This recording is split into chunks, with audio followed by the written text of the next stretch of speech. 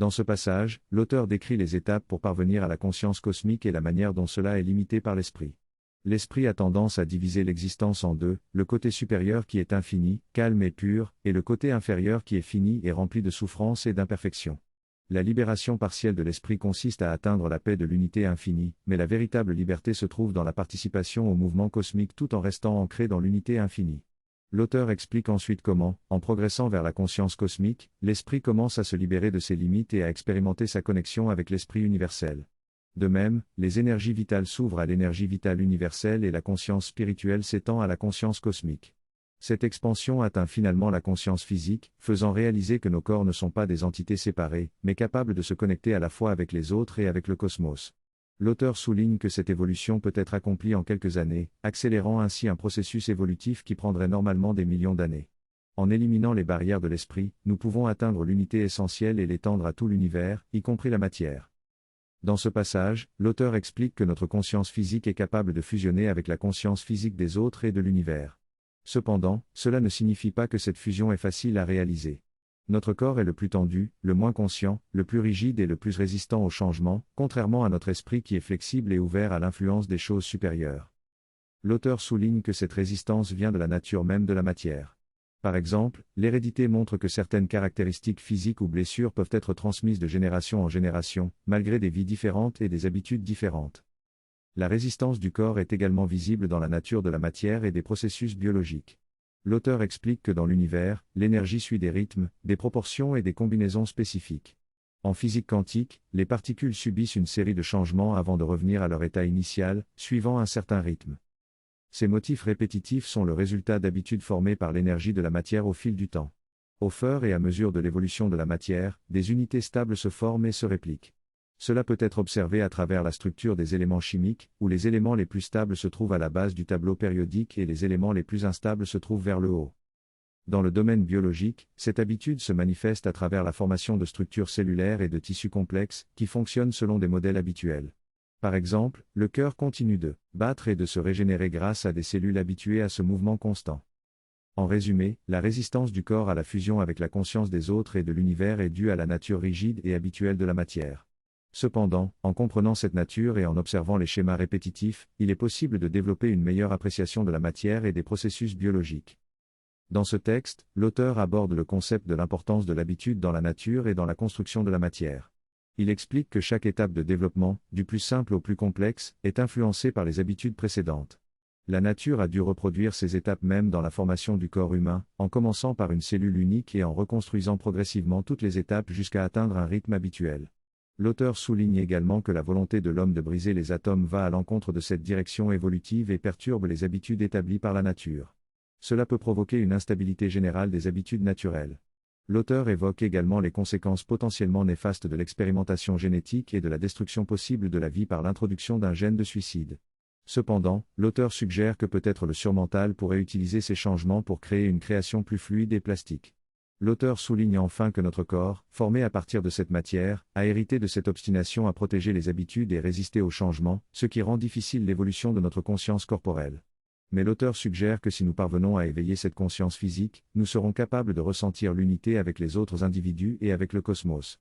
Cependant, cela nécessitera de surmonter la résistance des habitudes du passé, qui visent principalement à protéger notre individualité. L'auteur conclut en expliquant que cette résistance est nécessaire pour éviter une fusion totale sans discernement, qui pourrait être dangereuse pour notre survie individuelle, et que la deuxième instinct de la nature après l'instinct d'autopréservation est de chercher à se libérer des limitations de l'ego. Cet extrait met en avant l'instinct de survie qui prédomine chez les individus, même si cela peut sembler contraire à l'idée d'altruisme. Une histoire est racontée pour illustrer cette notion, où une mère singe, placée dans une situation de survie, met son propre enfant en danger pour sauver sa propre vie. Cela démontre que l'instinct de survie individuel est plus fort que l'instinct de protection maternelle. L'auteur explique que cet instinct de survie est lié à l'ego physique, qui crée une séparation entre le corps individuel et le reste du monde. Il affirme cependant que l'on peut expérimenter l'unité dans la conscience physique en apprenant à transcender cet instinct et à établir une relation différente avec son propre corps. L'exemple est donné de la peur du vide, que l'on peut progressivement surmonter en s'exposant à la situation de manière progressive et en imprimant un nouveau rapport et une nouvelle perception de l'environnement dans la conscience corporelle. Dans le yoga, la conscience peut s'accélérer et s'éveiller à des niveaux plus élevés, facilitant ainsi le processus d'éveil. Il peut y avoir des moments où l'on plonge dans un état méditatif profond et, à la sortie, tout apparaît comme une continuité de sa conscience. Cependant, cette expérience est temporaire et nécessite une période d'adaptation. Notre conscience physique est capable de se connecter avec celle des autres et de l'univers. Par exemple, une mère peut ressentir la douleur de son enfant en raison du lien physique et psychologique qui persiste après la naissance. Cette empathie est également accessible à d'autres personnes qui ont développé cette capacité de manière consciente. Il est ainsi possible de ressentir pleinement les expériences et les émotions des autres sans être submergé. On peut alors se sentir uni à tout ce qui existe dans l'univers, en comprenant que notre propre corps est une partie intégrante de cette unité. Le terme jaga en sanskrit signifie mouvement ou devenir et décrit le fait que tout dans le monde est en constant mouvement d'énergie. L'univers est composé de particules en mouvement rapide, créant l'apparence de formes solides dans un espace en grande partie vide. Tout ce mouvement est en réalité une énergie vibrante. L'univers est donc en perpétuel mouvement, se manifestant à la fois dans le macrocosme et le microcosme. Notre corps fait partie de ce mouvement et est connecté intimement à l'univers dans son ensemble. L'expérience yogique nous permet de ressentir cette unité et de reconnaître que notre existence physique n'est qu'une vague de l'énergie vitale infinie qui nous entoure. Cette énergie vitale se manifeste à des degrés différents à travers la matière, l'esprit et les émotions. Alors que les émotions et l'esprit peuvent être influencés par l'amour et la conscience, la vitalité physique est plus dense et nécessite souvent des méthodes et des techniques spécifiques pour y accéder. Cependant, que ce soit à travers le corps, l'esprit ou les émotions, nous restons connectés à l'énergie universelle et à la totalité de l'existence. La personne dont il est question dans le texte semble être capable de puiser dans différentes formes d'énergie, mais il est surtout intéressé par une forme d'énergie qui lui permet d'accomplir des prouesses physiques, comme casser du bois ou de la pierre avec ses mains. Il fait référence à cette forme d'énergie inférieure lorsqu'il parle de vapeur. Cependant, il se demande s'il est possible pour lui de ressentir constamment et normalement l'ensemble de la vie infinie, tandis que sa propre vie ne serait qu'une vague de cette recherche illimitée. Lorsque nous sommes encore prisonniers de notre structure limitée, notre énergie et l'énergie extérieure sont séparées par une sorte de barrière, ce qui explique pourquoi nous ressentons de la fatigue après un certain temps. Le repos, ou le sommeil, permet de lever cette barrière temporairement, ce qui permet à l'énergie extérieure de remplir notre être. Lorsque nous nous réveillons, nous sommes pleins d'énergie à nouveau. Cependant, lorsque nous prenons conscience de cela, nous pouvons délibérément enlever ces barrières et nous connecter à l'énergie universelle. Ainsi, nous pouvons puiser dans cette énergie tout en laissant également l'énergie s'écouler à travers nous, ce qui entraîne un flux constant d'énergie et une absence de fatigue. La mer, dont il est fait mention dans le texte, serait un exemple de personne ayant acquis cette universalité dans le domaine vital et qui semblerait avoir une réserve illimitée d'énergie. Dans cette lecture, il est mentionné que la personne dont il est question n'avait pas de lit propre à elle. Elle n'avait même pas sa propre chambre. Plus tard, une section particulière a été séparée et appelée boudoir, conformément à la tradition française qui considère cet espace comme celui de la femme. Le mot boudoir signifie une pièce où l'on va bouder lorsqu'une femme veut être seule. Personne d'autre n'est autorisé à y entrer. Cependant, cette convention n'incluait pas de lit. C'était simplement un endroit où elle pouvait se préparer et ranger ses vêtements. Elle avait seulement un canapé où elle s'asseyait. Elle explique dans une lettre qu'elle entrait en transe et se rendait jusqu'au soi suprême, puis revenait en conscience au bout d'environ 15 minutes. Son corps ne reposait pas à plat pendant près de 15 ans et elle ne dormait pas comme nous le faisons normalement. Sa mère explique que le processus normal du sommeil humain se fait de manière indirecte. Pendant que le corps est inconscient, la conscience mentale et vitale reste profondément intérieure. L'esprit conscient de la surface est complètement éteint, et une partie profonde de notre être s'élève ou plonge en profondeur jusqu'au soi suprême, établissant un contact qui dure quelques secondes. Ce contact permet au corps de se régénérer et de retrouver la fraîcheur du sommeil lorsque la conscience revient. Si pour une raison quelconque ce processus est interrompu, on peut avoir dormi de nombreuses heures sans se sentir rafraîchi. Mais si on peut faire ce voyage consciemment, comme elle le faisait, on peut obtenir le même résultat en 15 minutes.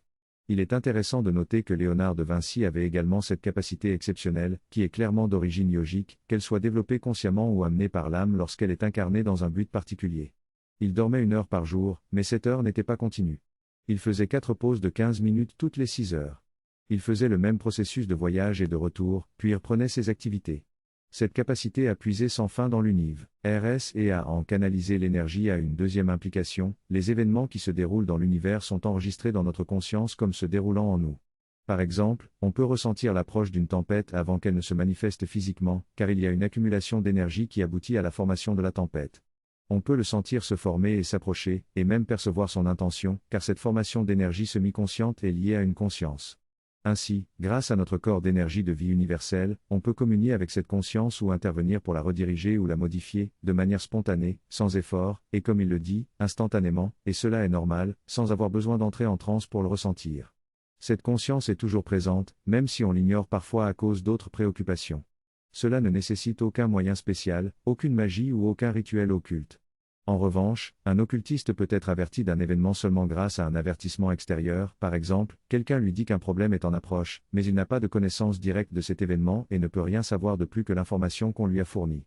En cas d'intervention, il a besoin de ces outils, cristal, mantra, eau sacrée, etc., sur lesquels il est dépendant.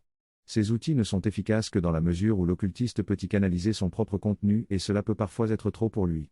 Ainsi, ces pouvoirs occultes sont en réalité une forme avancée de technologie, mais dans laquelle on est dépendant d'un véhicule ou d'un instrument. En revanche, dans le cas d'une réalisation et d'une maîtrise spirituelle, on n'a pas cette dépendance. Par exemple, on peut ressentir les intentions d'une tempête sans avoir besoin d'un instrument extérieur pour cela.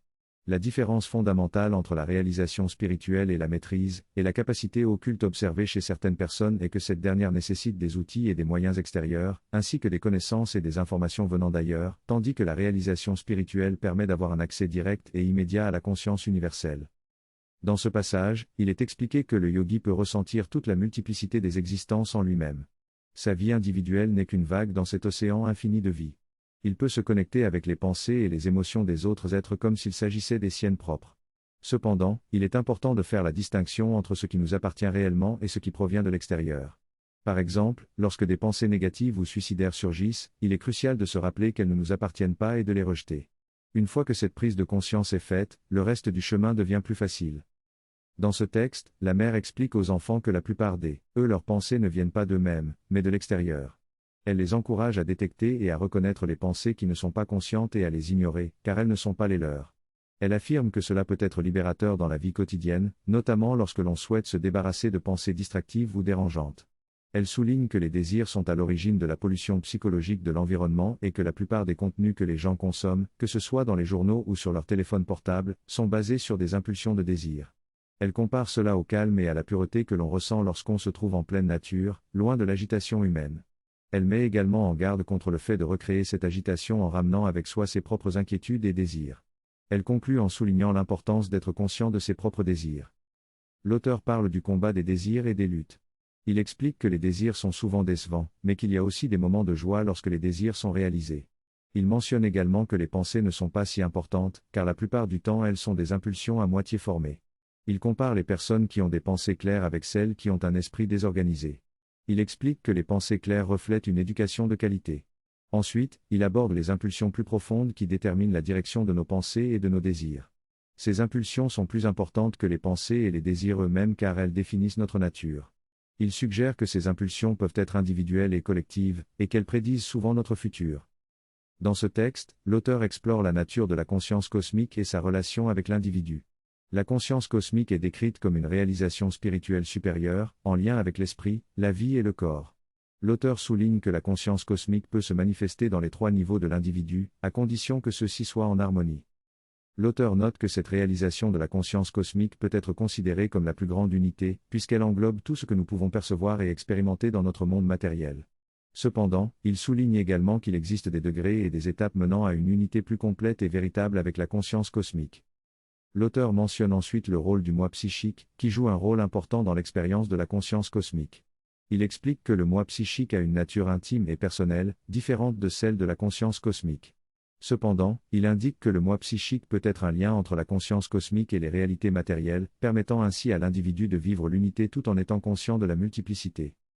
L'auteur conclut en suggérant que le développement du lien entre la conscience cosmique et l'individu mènera à une expérience de continuum de l'unité, de la conscience supérieure à la réalité matérielle. Il invite les lecteurs à réfléchir et à assimiler ces idées, et propose d'entamer une discussion plus approfondie sur le sujet. En d'autres termes, l'auteur explore la relation entre la conscience cosmique et l'individu, soulignant l'importance du moi psychique comme lien entre les deux. Il met également en évidence la poursuite d'une unité plus complète avec la conscience cosmique, qui peut être obtenue par différents degrés et étapes. Il est expliqué que la conscience cosmique se manifeste à travers des niveaux de gradation. Au départ, il y a une conscience divine qui crée délibérément des mouvements et des rythmes dans l'univers. Cependant, pour créer des formes stables et durables, il faut que la répétition soit plus importante que la liberté. Ainsi, au fur et à mesure que l'énergie se densifie, la conscience divine accepte de perdre sa liberté et se plonge dans une répétition mécanique. Cela crée les différents niveaux de la nature, allant de la nature supérieure consciente de sa divinité à la nature terrestre basse qui a perdu toute conscience et liberté. Cependant, même dans cette mécanique de répétition, il y a une vague mémoire de la liberté passée et de l'unité. Cela crée un mouvement d'agrégation des particules pour former des formes plus complexes, jusqu'à ce que la nature inférieure se réveille à son pouvoir de pensée. Ce processus d'évolution est donc une récupération des niveaux de conscience perdus dans la matière. Il est noté que dans les processus naturels, il n'y a pas de libre arbitre évident, mais il y a des indications que des habitudes peuvent se former et se relâcher dans la nature. Cela peut être observé dans les expériences en laboratoire et dans les processus de vie, où des combinaisons chimiques ou des procédés biochimiques qui étaient difficiles à réaliser deviennent de plus en plus faciles avec le temps. Cela suggère qu'une nouvelle habitude ou un nouveau rythme peut être créé dans la nature. Enfin, il est souligné que nous sommes, consciemment ou inconsciemment, des co-créateurs de notre réalité. Nos explorations et expérimentations influencent la direction de notre évolution vers une conscience cosmique. La science aide en réalité la nature à former de nouveaux sillons et de nouveaux schémas dans ses habitudes. En utilisant notre esprit, la nature crée de nouveaux sillons intéressants. Sri Aurobindo exprime cette intuition en disant que la nature utilise désormais l'esprit humain pour accélérer ses propres processus et qu'elle en sortira victorieuse. Alors que cela semble être une action libre, l'impulsion vient en réalité de la nature elle-même, remettant en question notre libre arbitre. Cependant, notre libre arbitre se trouve dans une conscience qui n'est pas le produit de l'habitude, mais notre propre âme intérieure. Lorsque notre âme entre dans notre corps, elle se retrouve engourdie par les limitations du corps et particulièrement par la formation du cerveau. Cependant, la capacité de pensée libre existe dans l'esprit, nous permettant de choisir. Cependant, souvent, ce que nous appelons libre choix est en réalité l'acceptation de nos désirs comme notre liberté. Les cultures raffinées nous enseignent la discipline et la maîtrise de nos impulsions pour parvenir à une pensée claire et réfléchie. Bien que la pratique ne soit pas toujours parfaite, il est possible de choisir une action allant à l'encontre de nos désirs pour exercer réellement notre liberté. L'influence de l'âme est principalement ressentie par l'esprit, qui peut conduire à des possibilités plus élevées. L'esprit est décrit comme le vice-roi, temporairement en place jusqu'à ce que l'âme s'éveille complètement et prenne le contrôle total. C'est alors que le règne de l'âme est établi. L'impulsion vers la cosmogonie est présente dans la nature depuis le début, avec le premier instinct de protection de la survie individuelle et le second instinct de connexion. L'évolution naturelle se base sur l'interdépendance et la collaboration. Dans la nature, chaque élément se soutient mutuellement, créant ainsi une impulsion vers l'unité et la cosmogonie. Cette même impulsion existe chez les êtres humains, et plus nous prenons conscience de cette réalité, plus nous pourrons avancer vers un avenir rempli de cette unité et de cette cosmogonie. Nous pouvons participer consciemment à ce processus d'évolution et ainsi l'accélérer, en évitant les stades intermédiaires marqués par toutes les erreurs que l'évolution instinctive normale aurait commises. Nous pouvons apprendre sans passer par ces erreurs. Nous sommes peut-être arrivés à un point de notre évolution où nous avons le choix de faire ce saut extraordinaire consciemment ou de nous effondrer sous le poids du refus de grandir, sans possibilité de compromis. La nature de notre connaissance et de notre pouvoir extérieur est telle que nous pouvons soit grandir rapidement dans la bonne direction, soit imploser et nous autodétruire si le sens de notre relation avec la nature est dominé par l'ego au lieu de l'unité sous-jacente. Nous avons détruit plus que nous avons créé, et une nouvelle ère a été définie dans l'évolution de la Terre, l'ère humaine, où les choix humains déterminent tous les processus naturels, y compris leur survie. C'est l'ère de la conscience humaine, et il est crucial que cette conscience s'élève plutôt qu'elle ne diminue. Nous devons prendre conscience de notre véritable nature profonde et de l'objectif ultime de tout cela. Si nous enlevons cela et disons que nous sommes ici par hasard sans aucun but, alors tout s'effondre rapidement. Il est donc crucial de comprendre cela, car cela peut faire toute la différence. Si les enfants sont éduqués dès leur plus jeune âge en leur disant que la lumière est en eux, que leur véritable identité est la source de leur profonde recherche, de sens, de guidance, de connaissance, alors tout le reste suivra naturellement. Mais si dès le début, on leur enseigne à étouffer et à masquer cela, en leur donnant de fausses références, alors la confusion est inévitable.